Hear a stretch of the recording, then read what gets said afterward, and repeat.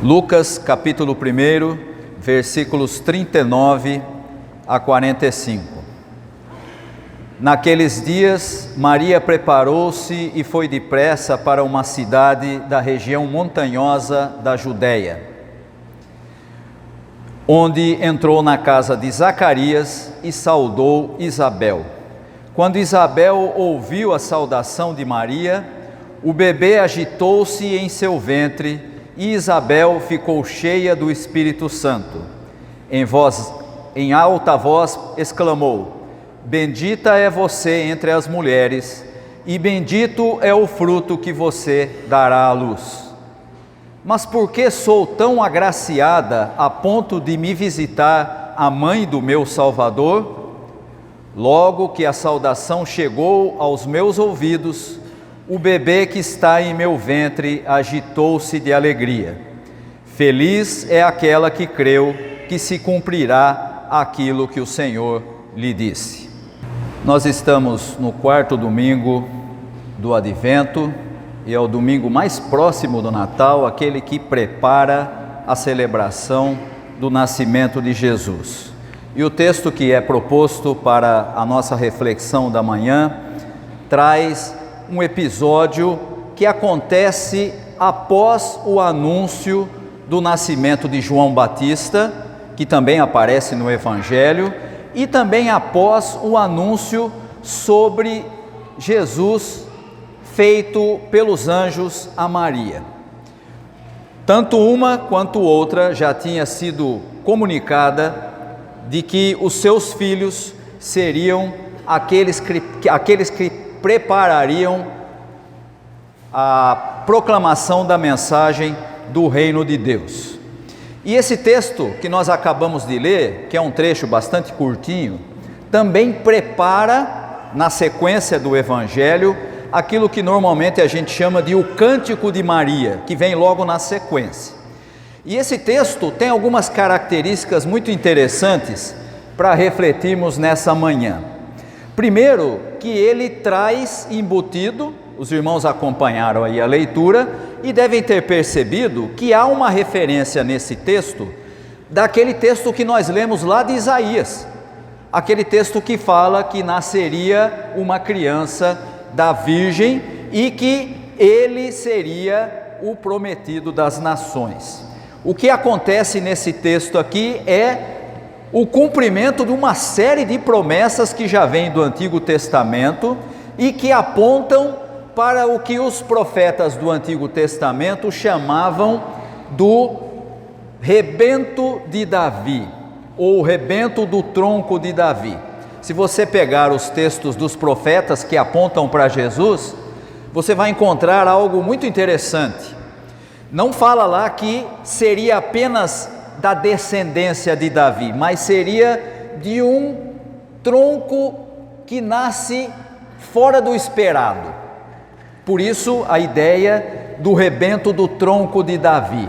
E aí então nós temos nesse texto o cumprimento daquelas promessas de que viria um libertador, que viria alguém que traria a mensagem do reino de Deus, mais ou menos na expectativa que se tinha do que tinha acontecido com Israel quando foi libertado lá do Êxodo, libertado do Egito e foi tirado por Deus da sua condição de escravidão. Não vá se esquecer que você está aí na época em que Israel está sob a dominação do Império Romano, e essa era a expectativa, que Deus mandasse alguém e que esse alguém fosse o grande libertador de Israel.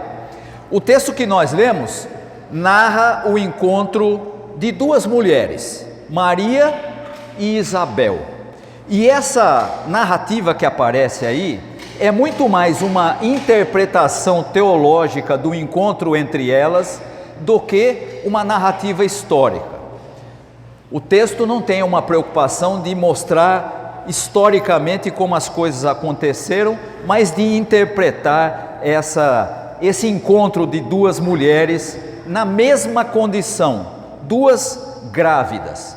Em termos literários, então, nós temos duas grávidas importantes na história da salvação, Isabel, mãe de João Batista, e Maria, mãe de Jesus. E elas então se encontram nesse texto. E em termos teológicos, a gente poderia dizer que há uma intersecção entre aquele que se tornou o precursor da mensagem do reino, que é João Batista, e Jesus, o verdadeiro Messias, o verdadeiro Salvador. Vamos entender isso de uma maneira bastante simples. João Batista, que aparece no Evangelho, é um tipo de Elias do Antigo Testamento, da tradição do Antigo Testamento, que surgiria, segundo as promessas dos profetas, que surgiria antes do Messias.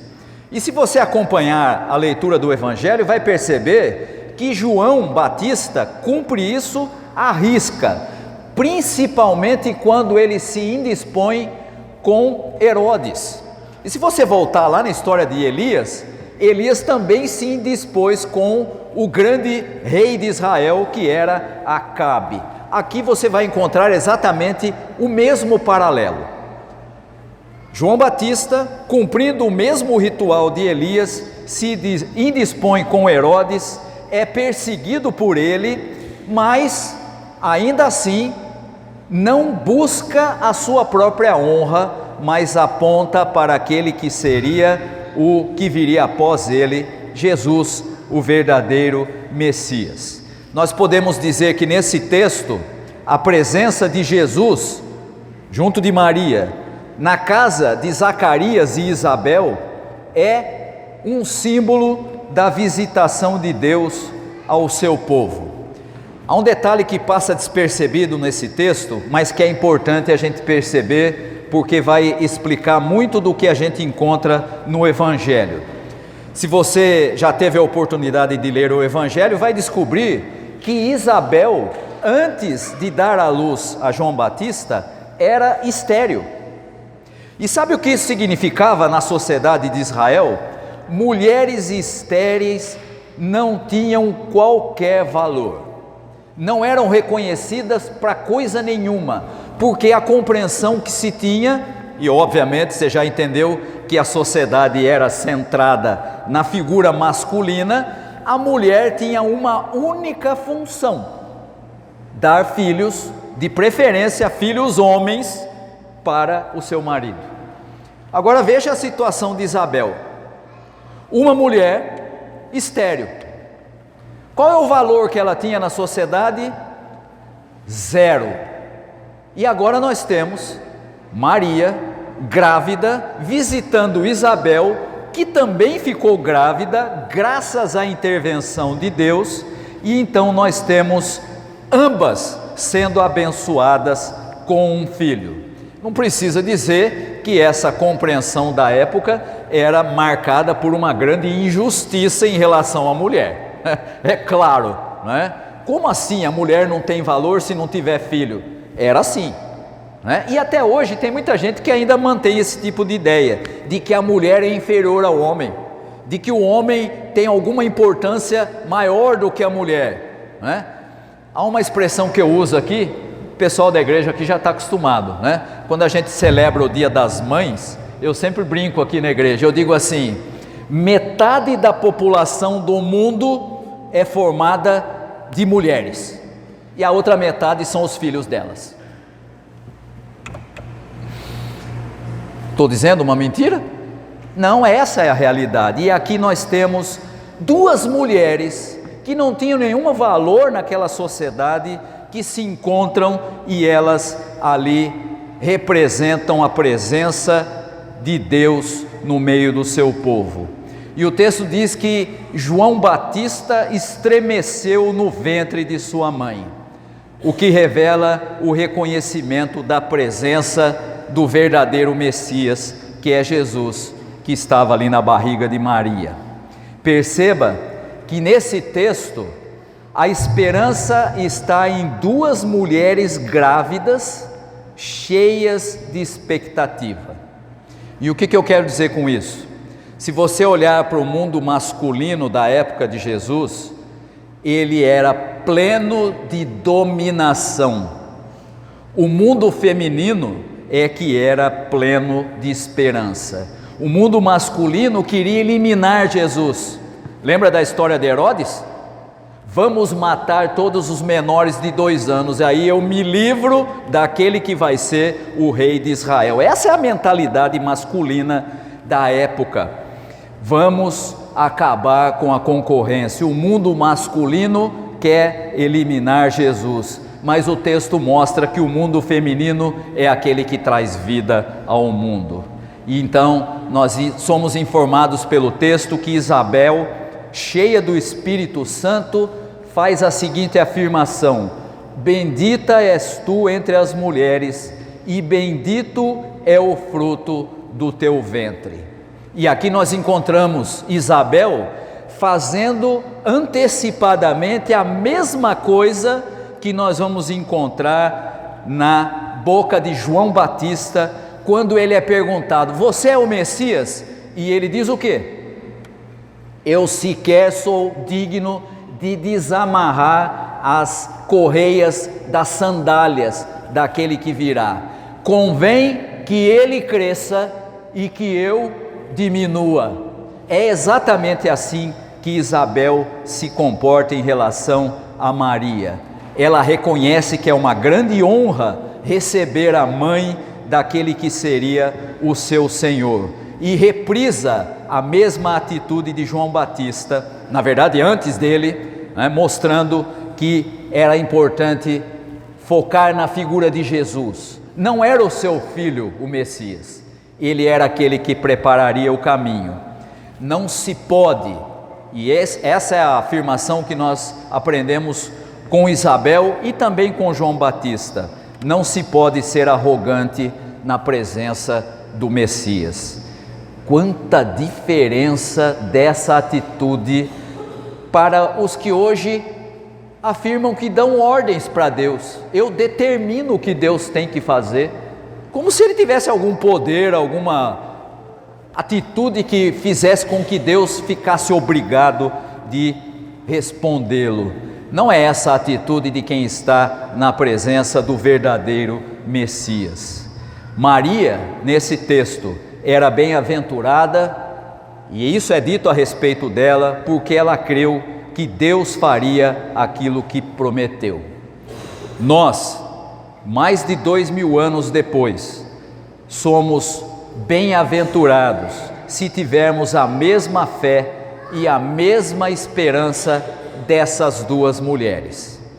E eu quero concluir a nossa reflexão pela manhã com a repetição aqui, com a reprodução daquilo que vem na sequência, que é justamente o cântico de Maria. Eu vou ler para os irmãos. Maria diz assim, e nós devemos falar com ela: minha alma engrandece ao Senhor, e o meu espírito se alegra em Deus, meu Salvador, pois Ele atentou para a humildade da sua serva e para a nossa humildade, que deve ser como a dela. De agora em diante, todas as gerações chamarão a Maria de bem-aventurada, pois o Poderoso fez grandes coisas em seu favor, e santo é o seu nome. A misericórdia do Senhor estende-se aos que o temem, de geração em geração. Ele realizou poderosos feitos com seu braço, dispersou os que são soberbos no mais íntimo do coração, derrubou governantes dos seus tronos, mas exaltou os humildes. Ele realizou poderosos feitos com seus braços, encheu de coisas boas aos famintos, mas despediu de mãos vazias os ricos. Deus é aquele que deve ser saudado na figura de Jesus.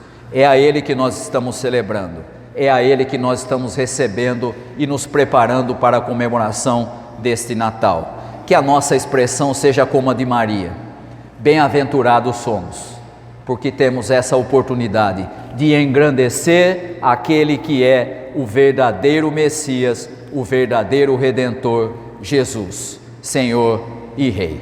Que Deus abençoe aos irmãos e às irmãs. Amém.